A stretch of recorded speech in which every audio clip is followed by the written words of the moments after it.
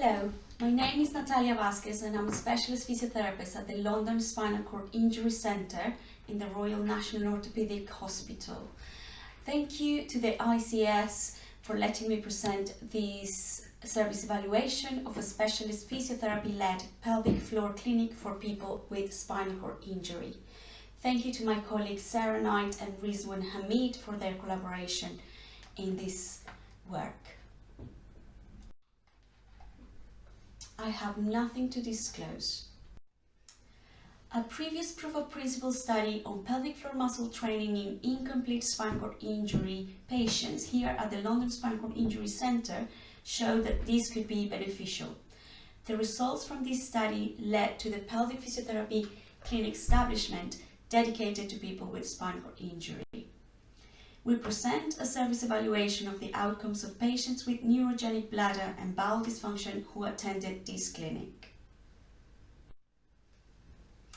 All patients referred to the Pelvic Physiotherapy Clinic completed symptom-based scores before and after pelvic physiotherapy sessions. The scores including the International Consultation on Incontinence short-form questionnaire, the neurogenic bowel dysfunction symptom score, and following an initial assessment, patients were given verbal and written instructions for a home exercise plan. Visits ranged from 2 to 12, and these were offered to reinforce the instructions, to assess the technique, and to ensure compliance. The service currently includes elements of patient education, pelvic floor retraining, manual therapy, and biofeedback to promote patient independence in bladder and bowel management. 28 patients completed pre- and post-intervention questionnaires.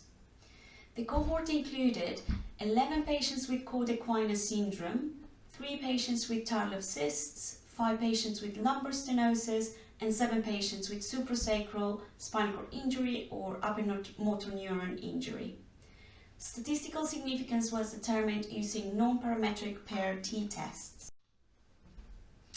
All groups except the lumbar stenosis showed an improvement in the International Continence Questionnaire, and this was significant in the cord equina syndrome group. For the neurogenic bowel dysfunction, all groups showed a decrease in the score, which was significant for the spinal cord injury and lumbar stenosis groups.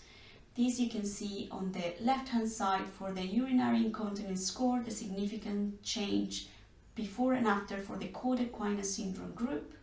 And on the right-hand side, you can see the significance in the change for bowel dysfunction score for the lumbar stenosis and spinal cord injuries groups. The results from this service evaluation are encouraging, and they demonstrate that a conservative intervention such as pelvic physiotherapy can improve the outcomes associated with bladder and bowel dysfunction in the neurogenic population.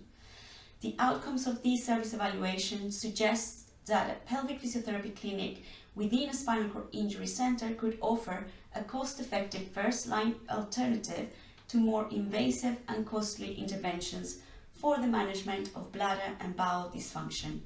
Thank you very much.